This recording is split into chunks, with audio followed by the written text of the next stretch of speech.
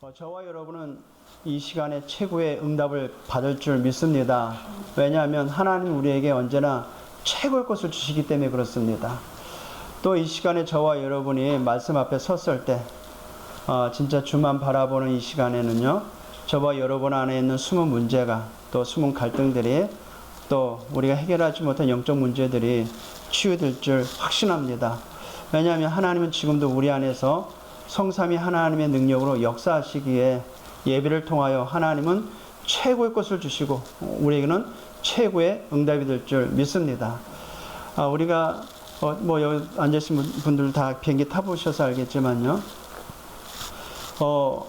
날씨가 흐린데 태양빛은 안 비춰줄 때, 마치 태양이 없는 것 같이 보여줄 때 이렇게 하늘 쳐다보면은 진짜 흐리다 이렇게 느끼지만, 우리가 비행기 타고 올라가면, 어느 일정 고도에 올라가면, 구름 위에 올라가면 태양빛이 온 지구를, 온 세상을 다 환하게 비추고 있어요. 그렇죠? 마찬가지로 하나님 지금도 우리에게 예배드리는 모든 현장에, 모든 성도들에게, 모든 하나님의 자녀들에게 최고의 것을 주시고 계실 것입니다. 그럼 우리는 뭐 하면 돼요?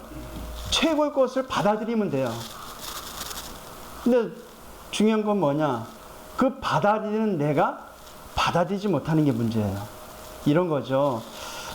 우리 위가 약하잖아요. 위가 약하면 아무리 좋은 약도, 우리 내 몸을 치유할 수 있는 약도 받아들이지 못하기 때문에 힘들다네요. 자, 태양은 모든 자연을 비추고 있어요. 그렇죠? 근데 건강하고 튼튼한 나무는 그 광합성 작용을 너무 잘합니다. 그렇죠? 근데 뿌리가 상해 있는 나무는 그 빛을 받으면 어떻게 돼요? 죽어요.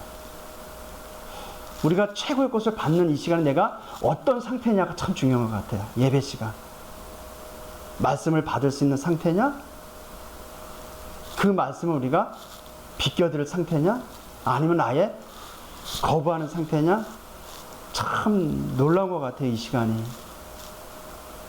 특히 보세요. 우리는 너무 보이는 것이 길들여져 있어가지고, 화려하고, 조명이 있고, 또 많은 궁중들과 함께, 그것도 예배는 예배죠. 그거보다도 우리가 더 영적인 서밋 상태에서 말씀을 듣고 예배를 드린다? 아마 더 좋은 응답을 받게 될 줄 믿습니다.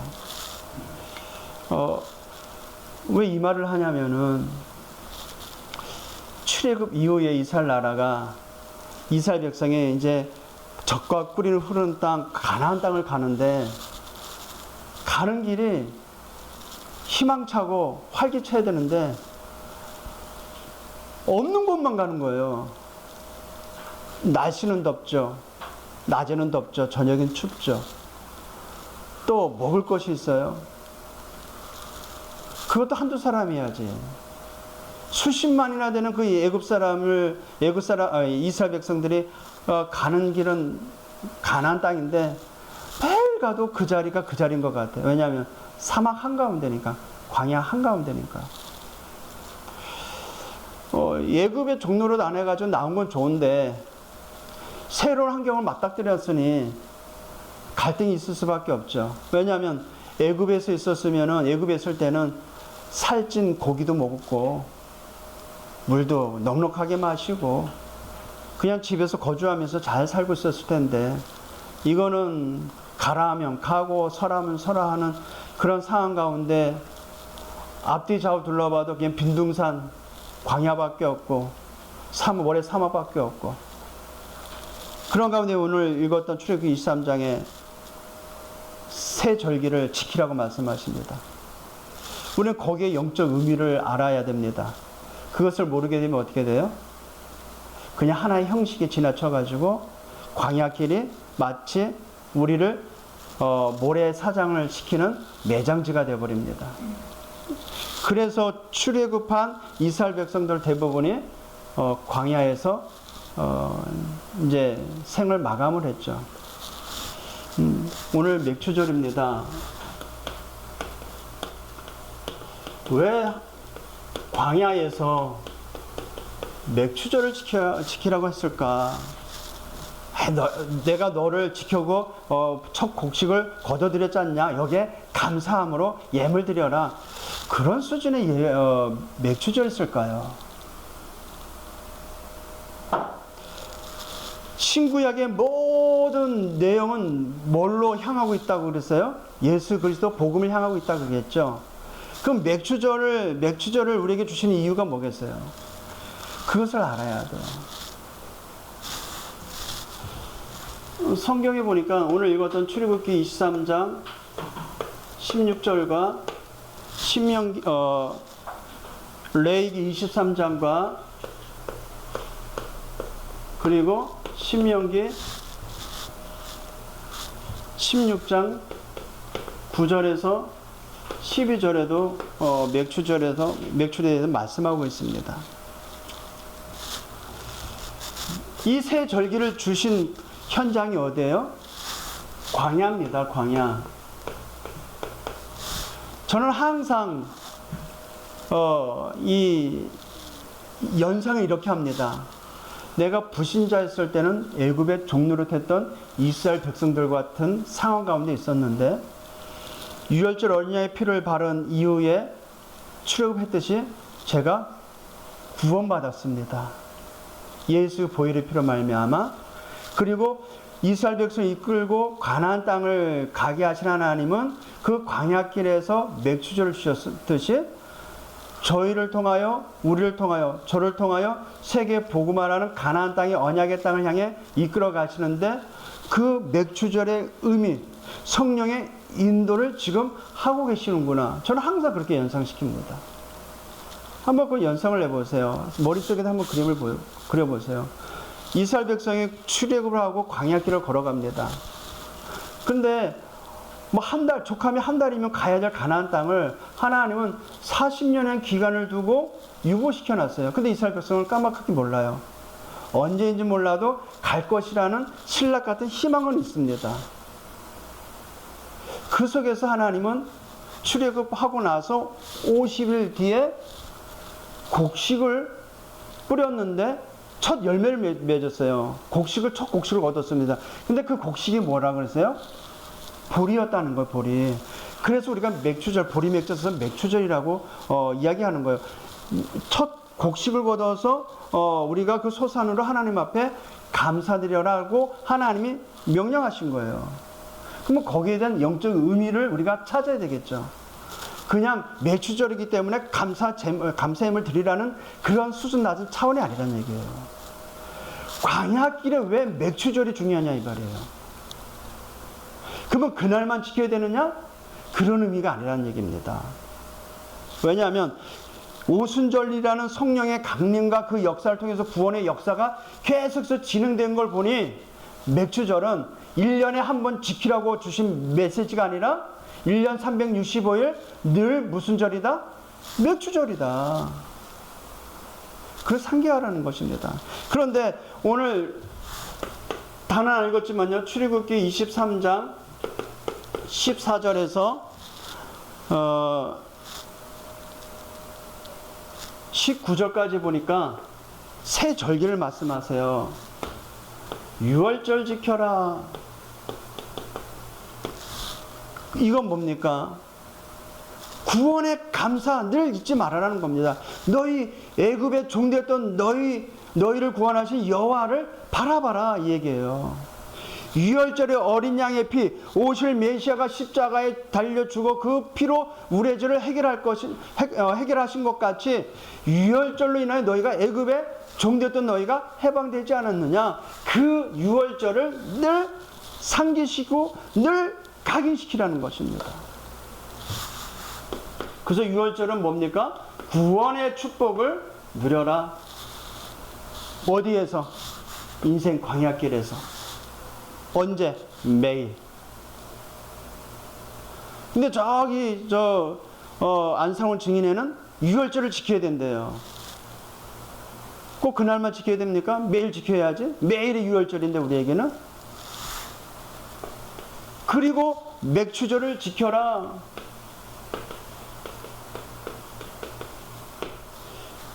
출애굽한 이후에 광야길을 걸어가는데 하나님이 머물러는 그 장소에서 보리 씨를 뿌려가지고 첫 곡식을 거뒀어요. 이거 뭡니까? 내가 광야에서 인도하지 않았느냐. 다들 죽을 거라고 확신했는데 너희는 분명히 살아서 그 곡식으로 하나님께 지금 제사 드리고 있지 않냐. 광야에서 너희를 인도할 것이다. 그 의미가 되는 맥주절을 지켜라. 그리고 수장절을 지켜라. 거둘 숫자입니다.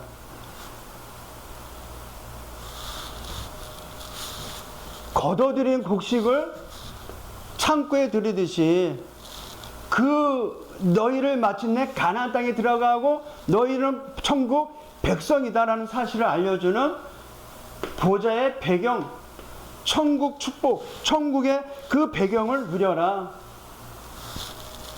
우리의 배경은 어디예요? 하나님 나라입니다. 보좌입니다. 우리의 배경은. 광야에서 가장 중요한 배경이 어디여야 돼요? 하나님 나라여야 됩니다. 그래서 맥주절의 의미는 오늘 사도행전 2장 1절에서 4절에 봤듯이 오순절 날이 이미 이름에, 이 말은 유월절을 지나고 나서 50일 뒤에 맥주절이 되고 77절 그 다음이 오순절이거든요. 자, 예수님이 십자가에 달려 죽은 날이 어디예요? 6월절이에요. 그리고 부활하시고 40일 동안 뭐 하셨어요? 하나님 나라의 일을 말씀하셨어요. 그리고 열흘 동안 초대교회는 뭐였어요? 마가다나 방에 모여 오로지 기도했었습니다. 그러니까 맥주절 곧 오순절의 영적 의미는 맥주절은 앞으로 이루어질 성령 강림을 예표한 것입니다.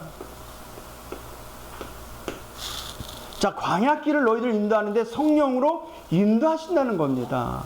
인생 광야길을 걸어가는 우리에게 성령으로 인도하시겠다는 거예요. 자, 이 광야길을 걸어가는 이스라엘 백성들에게 나타난 하나님의 증표들을 보세요. 어떻게 역사하셨어요? 구름 기둥, 불 기둥으로. 사도행전 2장에 보니까 바람같이, 불같이.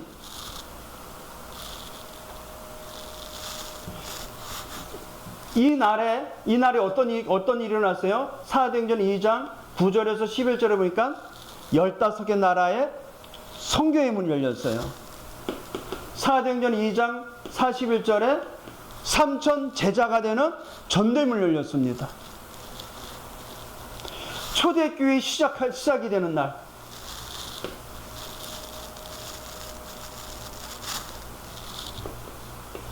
그래서 우리가 광야에서 첫 곡식, 첫 열매를 하나님 앞에 드렸듯이 저와 여러분이 첫 열매가 되는 것입니다.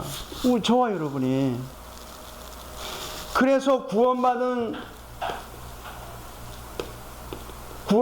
성도는 어떻게 해야 돼요? 성령의 인도를 받아야 됩니다. 자, 우리가 출애굽으로 인하여 유월절 언약의 피로 구원받았죠. 구원받은 하나님의 자녀는 성령의 인도를 받아야 되는 것이죠. 사람의 인도를 받으면 안 돼요. 세상 영향의 인도를 받으면 안 돼요. 사람들의 소리에 의해서 내 인생이 좌지우지하면 안 돼요. 하나님의 말씀을 따라가야 되는 것입니다. 근데 주변에 들려오는 소리에 내 인생을 턴하고 신앙생활을 턴하고 언약의 여정을 이탈하고 그러니까 결과가 어떻게 돼요? 멸망의 지름길로 가고 멸망의 앞제비가 되게 되는 것입니다. 그러니까 이들을 통해서 어떤 역사가 일어납니까? 영혼 구원의 역사가 시작되는 것입니다. 그 맥주절은 너무 의미가 있는 거죠, 보면은. 그냥 하나의 형식에 국한돼서 우리가 맥주절이니까 하나님 앞에 감사함을 드려야 되겠다. 그런 수준이 아닌 얘기예요. 우린 날마다 맥주 감사주일입니다. 맥주절에 매일매일. 우리가 첫 열매가 됐듯이 첫 열매가 돼서 우리가 성령 인도받아 성령의 역사 속에서 영혼 구원의 역사를 이루는 시작이 되는 중요한 하나님의 자녀가 된 것입니다.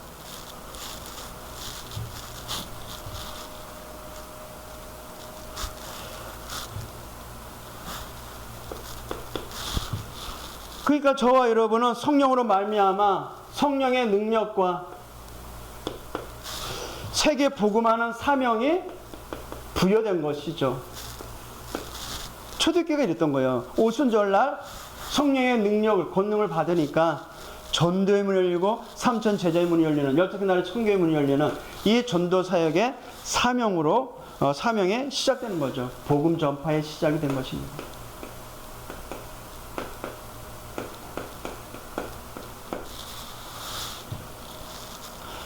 자, 그래서 저와 여러분 맥주절의 응답을 받기 위해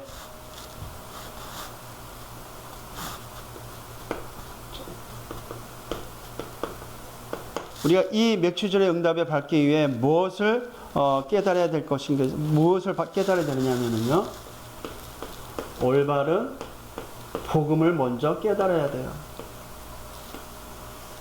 모든 응답은 올바른 복음에서 나옵니다. 어떤 복음이냐가 참 중요한 겁니다. 우리 안에 이 복음이 어떤 복음인가?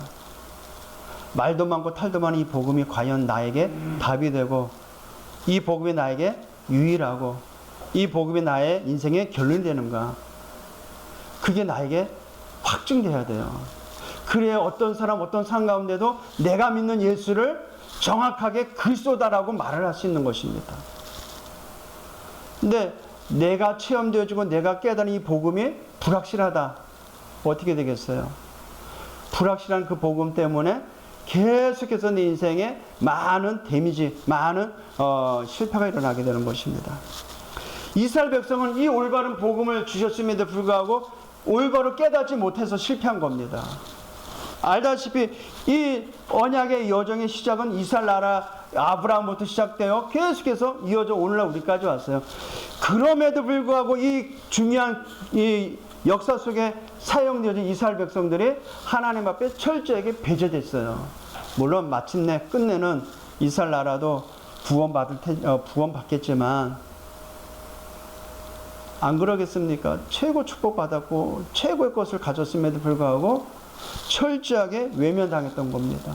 얼마나 슬프겠어요. 얼마나 아픈 역사입니까? 근데 이스라엘 나라는 이 복음이 자기들의 것만으로 생각된 거예요. 배타적인 생각을 갖고 있었던 거예요. 그러니까 어디에 강했어요? 선민 사상에 강했어요. 우리는 구원받은 백성, 저 이방인들은 저주받은 백성. 그래서 우리만을 위한 그리스도를 바라봤지 만을 위한 그리스도가 오셔야 된다고 생각지 않았어요. 지금 우리는 애굽의 바벨론의 아수르의 저 로마에 속국됐기 때문에 이 외압을 받은 우리 민족을 구원하기 위한 그리스도가 오셔야 된다고 바라보고만 있었지, 모든 민족에게 복음이 증거되고 모든 민족이 그리스도를 통해서 구원받아야 된다는 사실적인 걸 깨닫지 못하고 있었던 거예요. 우리 생각이 그렇게 편협하게 갖고 있으면 안 됩니다. 나에게 그리스도가 되어졌다면 믿지 않는 저들에게도 그리스도가 될 수 있는 것입니다. 저 하늘에 있는 태양은 모든 자연에게 골고루 다 비춰주듯이 모든 배경, 모든 복음은 모든 사람에게 지금 비춰주고 있습니다. 이스라엘 나라는 그렇게 깨닫지 못하고 있었던 것이죠. 그 근거가 마태복음 16장 13절에서 14절에 그리스도가 되신 예수를 직접 본 이스라엘 백성들이 고백을 합니다. 제자들에게 물어보죠. 가이사라 빌립보 지역에서 이르러가지고 예수님이 제자들에게 이렇게 물어봐요. 사람들이 나를 누구라 하느냐? 그러니까 예수님, 그리스도같이 예수님이 오셔가지고 그리스도의 사역을 했었음에도 불구하고 분명히 그들이 어떻게 봤어요? 세례 요한처럼 봤어요. 본질은 알잖아요. 신비한 것을 많이 행했습니다. 예수님이. 그걸 보니까 마치 구약 성경에 나오는 그 자기 조상들 그 선지자가 했던 엘리야처럼 많은 하니까 저 사람 마치 엘리야 같이 신비한 일을 많이 하는 한 선지자일 것이다. 또 이스라엘 나라를 위하여 많은 질타를 했어요. 예레미야. 아니야. 예수님을 보니까 예레미야 같아. 박애주의자 같은 예레미야의 그 성향을 갖고 있어. 아니야. 예수님은 하나님 말씀을 안 하는데 많은 좋은 얘기도 하는 거 보니까 선지자 중에 한 사람일 거야. 선지자 중에 한 사람으로 인식했어요. 이스라엘 나라는. 그러니까 올바른 복음을 이스라엘 나라가 받았음에도 불구하고 깨닫지 못하니까 그 역사 속에 있는 그 후대들은 어떻게 돼요? 실패할 수밖에 없었습니다. 어떻습니까? 예수 그리스도를 믿고 고백한 저와 여러분은 어떤 복음을 갖고 있습니까? 문제 앞에서 선 나를 보면 알 수 있겠죠. 문제를 통해서 대처하는 나를 보면 나는 어떤 복음을 갖고 있는지를 알 수 있겠죠. 자, 유월절의 응답을 받기 위해서 올바른 복음을 깨달아야 되고요. 올바른 복음을 깨달을 뿐만 아니라 이 올바른 복음을 고백을 해야 돼요. 마태복음 16장 16절. 베드로의 고백이 저와 여러분의 참된 신앙 고백 되기를 우리 주님의 이름으로 축복을 드립니다. 삶을 통해서, 신앙생활을 통해서 깨달고 보니 우리 주님이 우리에게 주신 구원자 예수가 바로 그리스도입니다라는 사실이 사실적으로 고백되어져야 돼요. 어떤 어려운 상황 속에 처할지라도 오직 그리스도. 왜냐하면 그리스도가 아니면 지금 내가 직면한 문제, 더 나아가 이 세상에 직면한 문제는 해결할 길이 없기 때문에, 그래서 복음만이 필요함을 깨달아야 되는 것입니다. 우리의 목에 칼이 들어와도 변화야 되지 말아야 될 고백이 뭐예요? 예수는 그리스도입니다. 그는 진리입니다. 그는 하나님이 우리 주신 유일한 구원의 길입니다. 왜냐하면 올바른 고백을 통해서 하나님은 베드로에게 축복 3가지 주신 것까지 우리에게 그 축복이 주어졌기 때문에 그래요. 어떤 축복을 줬어요? 주는 그리스도시요 살아계신 하나님의 아들이십니다라고 고백한 베드로에게 극찬을 했죠. 바요나 시모나 내가 복이 있도다. 이것을 내게 알게 하니는 혈과 육이 아니요 인간에서 나온 것이 아니라 하늘에 계신 내 아버지시니라. 우리가 어떻게 구원받았어요? 하늘에 계신 아버지의 은혜로 말미암아 믿음으로 고백하게 됐어요. 그러면서 이 반석의 내 교회, 뭐예요? 하나님의 성전, 더 나아가 천국의 그 모형이 되는 교회 축복을 줬어요. 누구에게? 예수를 그리스도로 고백한 하나님의 자녀에게. 광야길을 걸어가는 이스라엘 백성들이 이 축복을 받은 자들이었거든요. 그럼에도 불구하고 영적 상태가 올바르지 아니하니까 광야 40년 길 걸어가는 길에 사장돼 버렸어요. 불에 의해서. 가나안 땅을 들어갈 이유를 알고 있는 몇 사람만, 그들의 후예들만 가나안 땅에 들어가 버렸어요. 어마어마한 축복받았음에도 불구하고 우리의 현장에서 교회의 축복을 누리지 못하고 지옥의 저주를 누리고 있어요. 왜 그럴까요? 24 우리에게는 최고의 것을 주시는데 최고의 것을 받을 수 있는 영적 상태가 못 되니 세상의 것을 가지고 내가 살아가니 그게 저주 가운데 열매를 맺게 되는 것입니다. 이런 거죠. 제가 백만장자예요. 내 예은이의 필요를 제가 모두 채워줄 수 있어요. 근데 예은이가 요구하는 모든 것을 다 줄 수 있습니다. 근데 다 줄 수 있는데 다 받아서 그것을 유용하게 유익하게 쓸 수 있는 상태가 안 된다면 그건 뭐가 돼요? 저주가 되거든요. 이거죠. 세상에서 가장 좋은 차를 나에게 요구했어. 그래서 나는 모든 걸 다 주고 싶은 마음이야. 그래서 세상에서 가장 좋은 차를 줬어요. 근데 저 친구는 그 차를 몰 수 있는 면허증도 없고 자격도 안 될 뿐만 아니라 실력도 없어요. 세상에 나가서 그거를 자랑한답시고 차 몰고 나가면 어떻게 돼요? 교통사고로 가는 겁니다. 그게 저주잖아요. 하나님 우리에게 최고를 줬어요.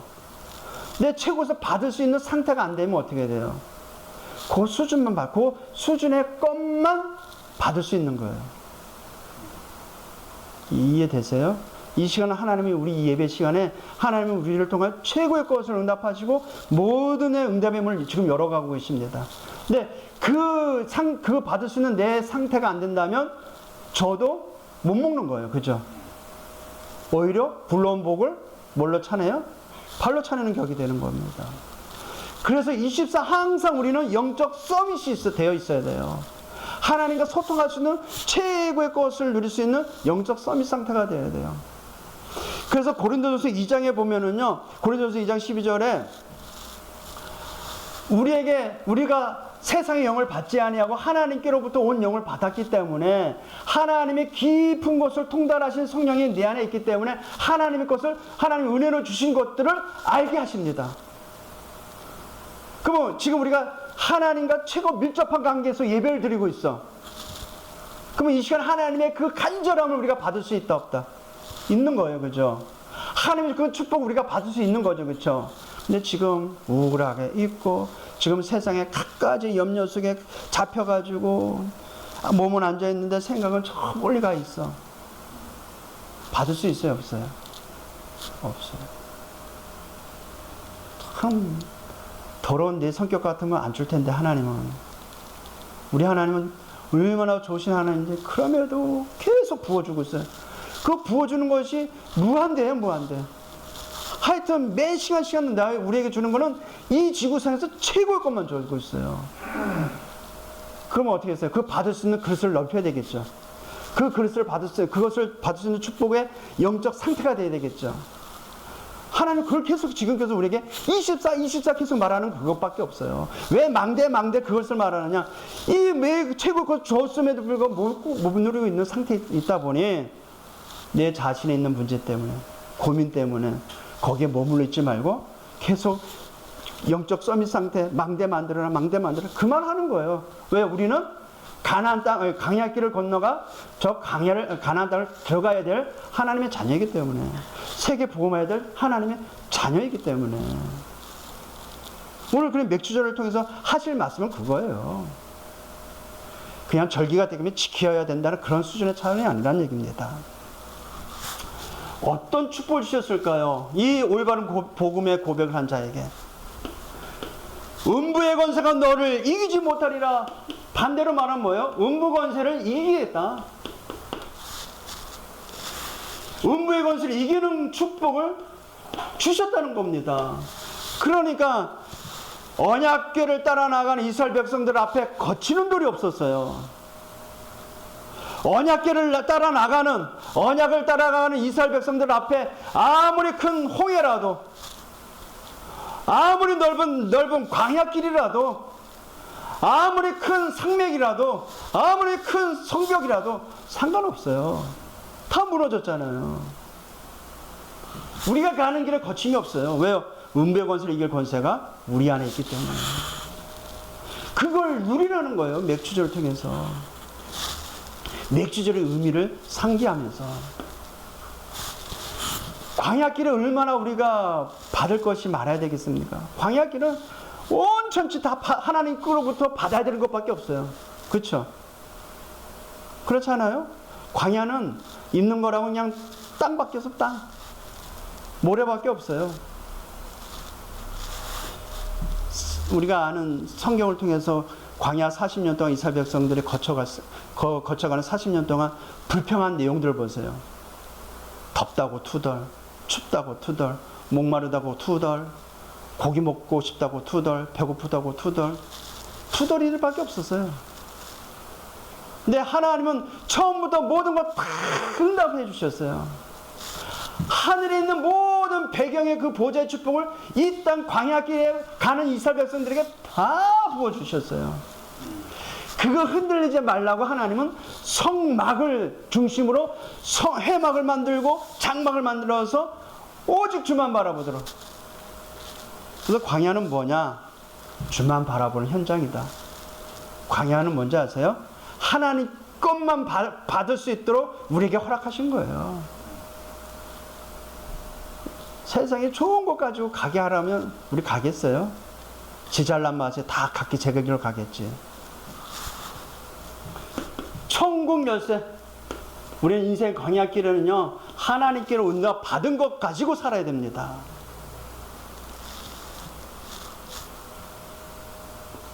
자, 맥추절의 그 중요한 응답을 받기 위해서는 올바른 복음을 깨달아야 되고요, 올바른 복음에 대한 참된 고백이 있어야 됩니다. 그리고 이제 중요한 발견이 있어야 돼요. 올바른 발견. 어떤 발견일까요? 베드로가 신앙을 고백한 이후에 마태복음 17장 1절에서 9절에 변화산에 데리고 가죠. 거기서 베드로를 통해서 뭘 보게 해요? 오직 예수를 보게 합니다. 엘리야도 사라지고 이스라엘 민족의 선망의 대상이는 엘리야, 거기에 더 큰 대상이 되는, 선망의 대상이 되는 지도자 모세, 삼자 대면을 보면서 베드로가 뿅 간 거예요. 여기가 좋사오니 초막색이 줄고 여기서 평생 우리가 여기서 누리고 삽시다. 그러니까 모세도 사라지고 엘리야도 사라지고 뭐만 남아요? 오직 예수만 남아요. 이게 발견돼야 돼요. 이게 우리 인생에 오직 예수여야 된다는 이유를 발견돼야 됩니다. 그래야만 마태복음 28장 20절 세상 끝날까지 너희와 항상 함께 있으리라. 16절 20절에 나오는 것과 같이 모든 민족으로 가서 제자 삼아라. 사도행전 1장 8절 땅끝까지 이르러 내 증인이 되리라. 세계 복음화에 완전한 답을 얻게 되는 것입니다. 부활하신 주님이 40일 동안 제자들에게 하신 말씀, 하나님 나라 일에 대해서. 그러니까 이들이 뭐예요? 사도행전 1장 14절에 마가다락방에 모여 오로지 기도에 힘쓰죠. 하나님 나라 일을 말씀들은 오직게 결론난 제자들이 모여가지고 오로지 기도에 힘씁니다. 약속이 이루어질 거니까. 그날이 언제예요? 오순절날. 우리가 지금 지키고 있는 맥추절날. 그럼 내일은 안 와요? 내일도 와요. 그래서 우리가 언약 잡고 기도하는 그 시간이 중요한 겁니다. 사도행전 2장 오늘 읽었던 본문 말씀과 같이 오순절 날이 이미 이르메라는 하나님의 시간표가 이루어집니다. 성령의 역사를 체험합니다. 이게 우리에게 발견돼야 돼요. 아, 성령의 역사가 이거구나.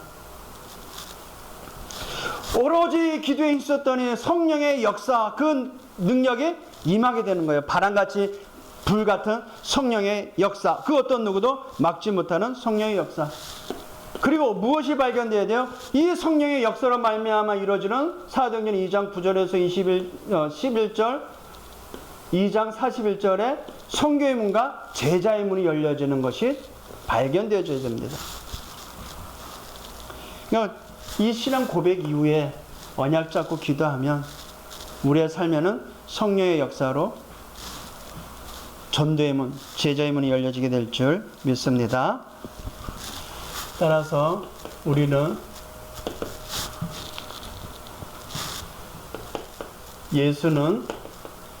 저와 여러분은요, 예수를 그리스도로 믿는 누구다? 하나님 자녀다.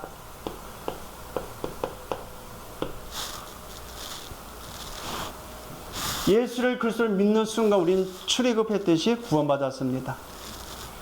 예수를 그리스도를 믿음으로 우리가 하나님의 자녀가 됐어요. 그래서 하나님의 자녀는 우리의 모든 것을 하나님께서 책임지십니다.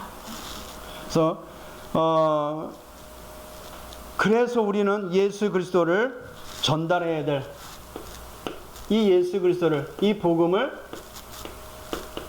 전달하는 뭐다? 사명자다. 오늘 맥주제를 통해서 신분 나왔어요. 예수 그리스도를 믿는 하나님의 자녀. 하나님의 자녀는 성령의 인도를 받아야 됩니다. 성령 인도받는 저와 여러분은요, 성령 인도 따라서 복음 전달하는 사명자로 살아가게 될 것입니다. 그래서 이 일을 위해 평상시에 평상시 무엇하고 있습니까? 이게 참 중요합니다. 평상시 우리의 작은 곳에서부터 그리스도의 비밀을 누려야 되겠습니다. 그리스도의 비밀. 이 그리스도의 비밀을 눈에 보이지 않게, 그리스도의 비밀을 보이지 않게 누릴 수 있어야 돼요. 그래서 지난주 메시지와 같이 눈에 안 보이는 망대를 세우라는 것입니다. 아침, 점심, 저녁 복음을 가지고 삶 집중해라. 아침에는 복음을 가지고 나 현장 미래를 살리고, 낮에는 보고 듣고 생각하는 모든 것을 뭘로 바꿔라? 기도로 바꿔라. 현장의 모든 것은 다 하나님이 주신 응답이기 때문에 그래요. 저녁에는요, 깊은 기도 속에서 300%의 미래를 준비하라는 것입니다. 근데 이게 가장 평상시, 이게 가장 안 되죠. 평상시. 나중에 이야기할 좀 나눌 수밖에 없는데요. 주제가 이겁니다. 가난한 자는, 이 가난한 자는 싫어하지만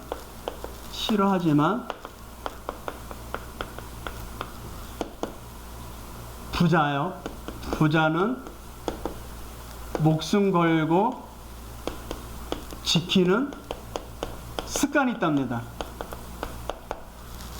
다시 해서 부자는 목숨 걸고 지키는 습관은 가난한 자는 싫어한대요. 나중에 수요예배나 금요예배 때 말씀 나누겠는데요.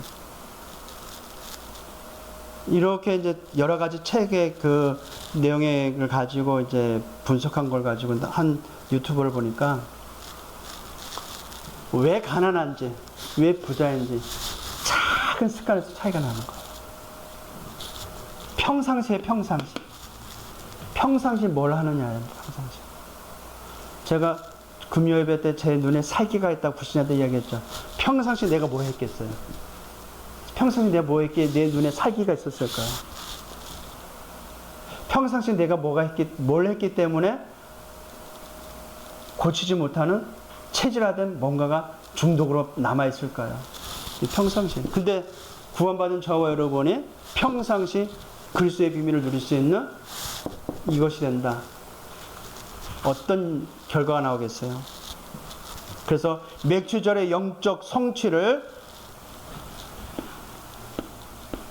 예수님께서 맥주절을 완성하셨죠. 영적 성취를 어떻게 하자? 초대교회처럼 누리자.